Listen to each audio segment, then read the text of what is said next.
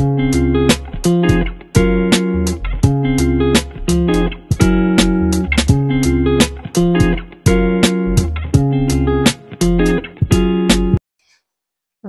to Castro Podcast! At first, wala kaming pera. So, una is, sabi ko, palagi kami nagchichismisan. So, why not turn it into podcast na meron namang patutunguhan yung mga opinion natin. Kasi sabi nga, we are entitled with our own opinion. So, why not start a podcast, talk nicely or talk brainy, char. So, ayun. Tapos, sinali ko to kasi gustong sumali. Sisters. Sisters is a companion, di ba? Kumbaga, sa Bisaya, tambaya yung, siya yung kaagapay mo pag may problema. O, ikaw! Sister, nakaka-stress. Magkaroon ng sister, guys. Char. Pero, sabi nga ng iba, di ba? Mas maganda daw yung meron kang kapatid na babae. Kaysa sa wala kang kapatid. So, okay na din daw. So, siya yung, para sa akin, yung sister, katulad ng sinabi niya. Charez! So, ganun lang din, no? May kagapay, para siyang best friend, pero aside sa mother ko, no? So yung sister is typically, hindi lang siya nagiging blood related. So, I think pwede rin yung friendship sa sister na matawag. Kaya, sisterhood. Right? So, para sa akin, yun yung pagiging sister. Noon, hindi ko na-expect na magkaroon pa ako ng kapatid kasi 6 years ang gap namin. Akala ko, ako lang. Tapos, yan na. Lumabas na siya. So, sabi pa ni Papa, wag kusion, wag bunalan sa Bisaya. Kasi nga, sabi nila, pag bunso, mas palangga. So, yun guys. Pag umaalis si Papa kapag natutulog. Latosan ta guys! Bunalan guys! Matulog po, no? So, nga na. Ayun. So, parang ano lang, dahil mataas yung gap namin ni ate, parang naging independent ako. Na madali akong nag-college sila, hindi parang malayo yung gap namin para lang akong baby pa rin ni mama. Kaya mas close ko talaga si mama sa lahat sa family namin.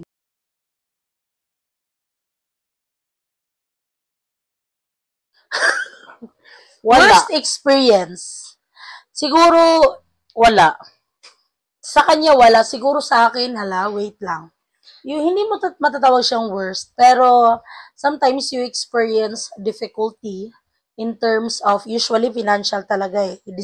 Decision making talaga financial. So financially, kasi yung ate ko is maagang nag-asawa, so yung financially is parang nahirapan siya, so parang naging dependent siya kay mother. Tapos yung nangyayari is kapag naririnig ko yung mga hinaing naman ng mother namin, parang nagagalit ako kay ate. Yun lang yung part sometimes na parang natatanong din natin na bakit ka ba maagang nag-asawa? Yung parang ganon. Kaya para siyang, yun yung experience na sabi ko na hindi talaga ako mag-aasawa ng maaga. At yun rin yung palagi niyang sinasabi sa akin na huwag kang mag-asawa ng maaga kasi nga, yun yung nangyari sa kanya na maaga siya nag-asawa kaya naghirap din siya. Kaya sinabi niya sa akin na hindi ako mag-aasawa ng maaga. At yun naman yung na-follow ko. So yun yung experience ko based on looking at her figure, no? Hindi sa figure sa physical kasi follow ko talaga yung physical appearance ng ate ko. So yun lang, yung parang yung experience niya lang sa love na maaga siyang nagmahal. Pero okay naman yung pagsasama nila.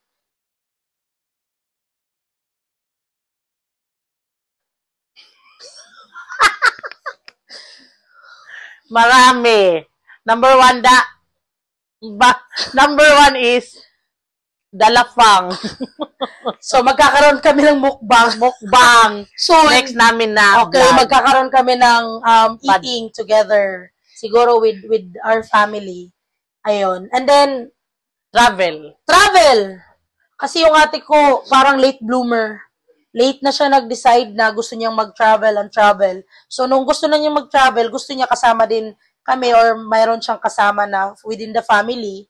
So, ayun, palagi niya akong ini-invite na tara lang, laag ta.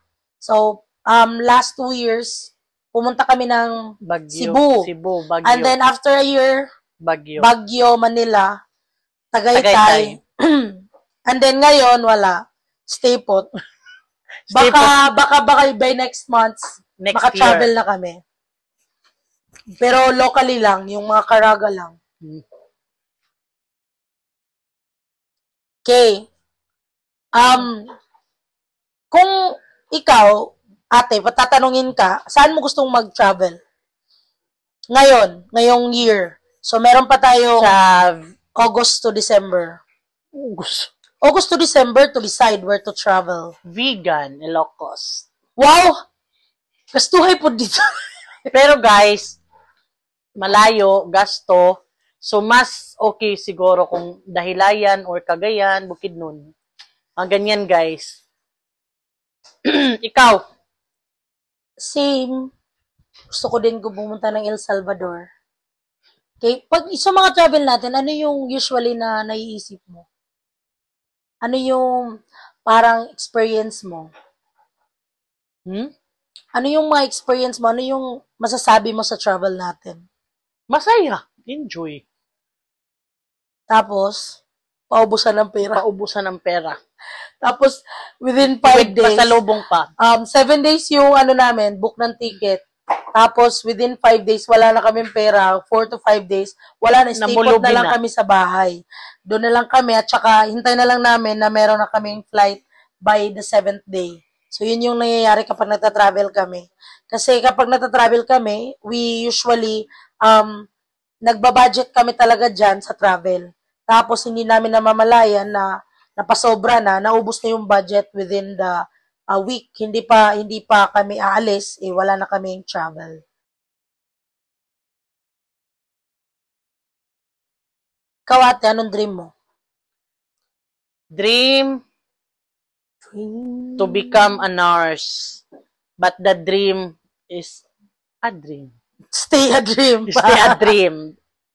No, hindi hindi ko siya naabot. Hindi ko siya naabot. Hindi ko siya nakuha. Pero bagamat ganun, nakapagtapos din naman. Ako, yung pangarap ng mama ko sa akin maging accountant. Kasi yun yung pangarap ng lolo natin sa kanya. So gusto niyang ipapangarap sa akin. Pero nung nakikita ko yung mama ko growing up, alam ko na sarili ko na pangarap ko nang maging katulad niya, maging guro din. No? At luckily, nag-graduate naman ako na hindi guro. So si ate lang yung nag-graduate sa amin na guro, tapos ako is nag-graduate ng business course. Pero kahit nakapag-graduate ng business course, nag-proceed ako ng education para makapagturo. At ngayon, nagtuturo na kami, dalawa. Same school din kami. So, nandun pa rin yung bangayan, awayan, kulitan, no? Tapos, ayun, nagtuturo rin ako sa college for part-time lang, sa business course. In the family, I'm the middle, so I'm the favorite one. Sabi daw nila sa psychology, yung first child, kasi meron kaming kuya guys, no? Yung first baby ng mama at papa, lalaki, yung kuya namin. So sabi nila yung first baby daw is father. Tapos yung second baby is mother. So since wala na yung papa namin, so makabilang buhay na, no? So yung mama namin is yung yung feeling, according to psychology or psychologist study, is mas closer daw yung heart ng mother namin sa pangalawang child. Pero maraming nagsasabi na favorite daw ako, pero actually, feel ko talaga si ate. Kasi alam niyo guys, kahit napakamaldita talaga ni ate, palagi pa rin siyang pinapatawad ni mama kasi ang bait-bait talaga ni mama din. Tsaka, kahit wala na talang pera si mama, pinapautang pa rin si ate kahit alam naman namin na hindi mabayaran si Hindi mabayaran, Hindi guys. kayo mabayaran kasi yung mga ganun talaga basta kapatid, last kang priority na babayaran kasi nakakaintindi ka naman sa kanya. Nakakaintindi ka ng problema niya. Pero in real situation, wala namang favorite, guys. As long as Pantay-pantay lang. pantay-pantay naman. So, na-feel naman namin na yung love ni mama is same lang. Kay kuya, kung may problem si kuya, binibigyan din niya ng pera. Kung nangihingi or nangungutang, si ate ganun din, ako ganun din. So, ayun, yung parang fair lang, no? So, siguro, nakikita lang na sa aming tatlo is kung sino talaga yung mas kailangan ng pera na yon is sa kanya talaga i-priority yung pera na ibibigay.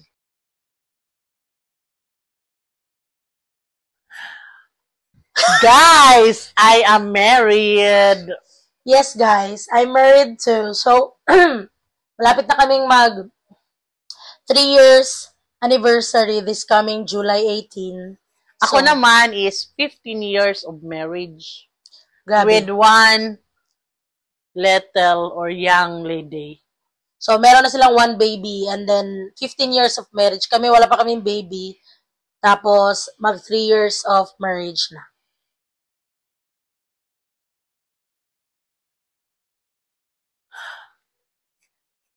Cellphone. Nako, cellphone talaga. Hindi niyo pa natatanong, ang hilig niya mag-collect ng cellphone noon. Palagi yan bumibili ng cellphone, bagong phone. Yung may sungo pa guys, 3210 dati. 5210, 3210. Yung keypad nyo, Keypad pa. yung nafe-feel nyo, yung nafe-fade na yung letter, tapos meron pa rin din yung memorize niya. Ganun talaga siya. Grabe yan ka, addict. So, hobby niya yon. So, hobby din namin sumayaw. No? Nagsasayaw kami. Watch out, guys. Baka sumayaw kami ng pantropiko. Sa susunod. Wait nyo lang yan, guys. At saka yung salamin. Kasi bini kami. Kasi bini kami dahil bini yung pamangkin ko, tsaka yung anak niya, bini. Biniverse kami, so, guys. So, naging bini kami. Pero SB19 talaga, no? Sa pagkanta, guys, wag na lang kayong magtanong kasi siya lang. Wag na ako. Sasayaw na lang. Tsaka yung hobby talaga is, ako, traveling talaga. Tsaka exploring of, new things, like yung mga food. Kapag marunong na akong magluto, ayoko nang magluto. Kapag na-try ko na once, hindi na ako mag-retry ulit.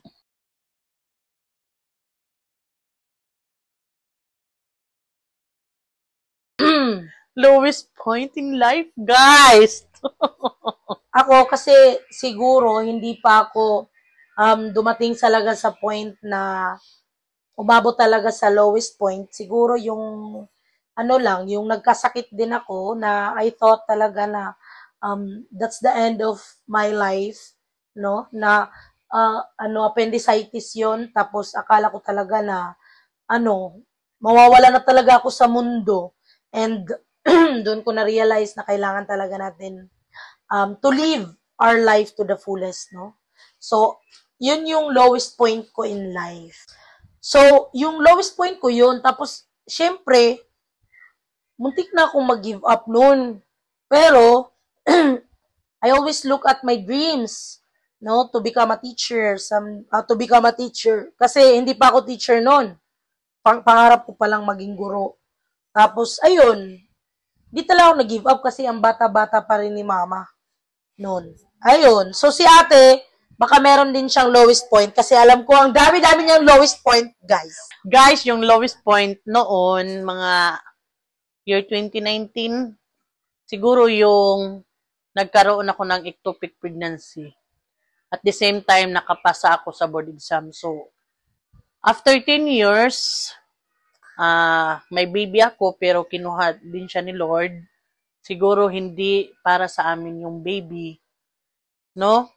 May mga plans ni Lord na hindi binigay sa'yo dahil mas may nakalaan pa na para sa iyo.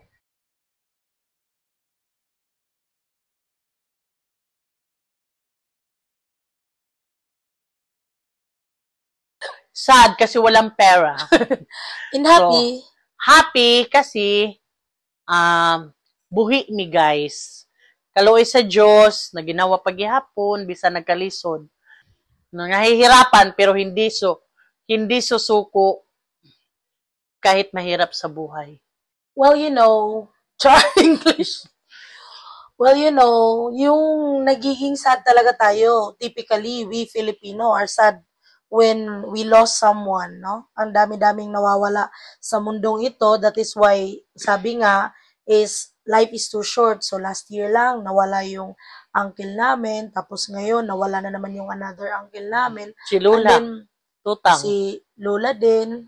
And then, napaka-sad yung mga moment na gano'n na you could have enjoy time with them pero hindi natin nagawa kasi nga napaka-busy tayo para magkaroon tayo ng pera, busy tayo sa ganito, busy tayo sa ganyan. Hindi tayo nagbibigay ng oras para mag-banding, gano'n. So, yun lang yung sad moment ko. Siguro kung happy kasi, luckily, happily is kami yung healthy, no? Meron mga yung sakit sa likuran, masakit yung ulo namin, pero at least healthy kami. Yun yung pinaka-importante. Na masaya kami, kasi kahit nag-aaway-away kami magkakapatid, tsaka inaaway namin yung mama namin, tsaka pinaglagalitan kami ng mama namin, is the way we have each other, it's a normal thing na nag-aaway kami. It's a normal na para bang nagbabangayan kami. Tapos the next thing is, you see, is nagtutok na naman kami. So, this episode for Sisters Podcast is what could you give our viewers a lesson to remember having a sister? You have to enjoy every moment na nagkasama kayo kasi hindi mo na maibabalik ang mga moments na lalong-lalo na pag hiwalay na kayo, ando na siya sa pagpalagay natin ibang abroad ganyan o kahit malayong lugar. Hindi mo na maibabalik, magsisisi ka lang. Tapos try to talk each other pag may problema. Hindi lang mangungutang. Hindi lang pangungutang ang ito-talk. At saka lesson learned, sisters is always be a sisters forever. Wala ka nang ibang sister kundi yung sister mo lang talaga. Marami ka mang sisters sa ibang bagay, organization, pero hindi mo maikakaila na si Risa lang talaga yung sister mo or si Kit-Kit lang talaga yung sister mo. So, tapos yung lesson learned din, kahit may mga sikreto siguro, iwan ko, sikreto ng mga chika, pero privacy din naman yun ng sister mo. So, ano pang learning? So, ako kung susumato-talon. Happy ka ba na may ate ka? Ako hindi ko in-expect kasi akala ko ako pa ang may ate. Ako pala ang nagiging ate. Lesson 3 na. Kaya naman itong 2, 1, 2. Okay. Lesson 3. About sisters, being a sister. So, yung magkakaroon ka ng sister, siya yung parang silent fan mo, no? Kasi, hindi pa nila alam yung mga nangyayari sa lugar, is siya na yung nagbabalita. Uy, alam mo ba, ganito, ganyan yung achievement ng kapatid ko. Ayan, siya yung nagiging silent fan mo, siya yung nagiging defendant mo palagi. Yun yung nagkakaroon ka ng kapatid. Kasi kapatid mo pa rin yun eh. Kahit ganon, hindi mo man naririnig, dinedepensahan ka pa rin niya. That's the thing in having a sister. Siguro, one thing you should learn in having a sister is always listen up, no? Aside sa having a fun, it's always listen to your sister. Siguro in a little way, baka kailangan niya lang makinig ka. Baka gusto niya lang makinig ka, hindi niya kailangan yung opinion. 'Di ba? Meron time na nagsasalita tayo tapos Ingon pa sa Bisaya, we are stopped like di na din ka maka-express, no? You are not able to express your own feelings kasi in-stop ka. And then, all you have to do is gusto mo lang naman mag-share ng opinion na pakinggan ka and then sabihin ano yung gusto lang talaga yung makinig ka, no? So, kapag meron kayong sister, pakinggan nyo guys. Kay baka kasi Minsan tama meron na minsan. meron na siyang kinikim-kim, no? Hindi natin alam, suicidal na or ano ba. You have to listen kasi nga kailangan lang yan ng nakikinig. Tsaka pagalitan nyo rin kahit atin yung pagalitan nyo. Ako palagi ko itong pinapagalitan. Sister is your shoulder to cry on, Char. Comfort, apelo in your sometimes apelo na kasi may iba na hindi mo nakukuha yung sa asawa mo, sa mama mo na hindi mo maintindihan yung feeling, pero baka nandun sa kapatid, di ba? Bye guys! Thank you for watching. Please like, share, and subscribe, and hit the notification below. Thank you. God bless.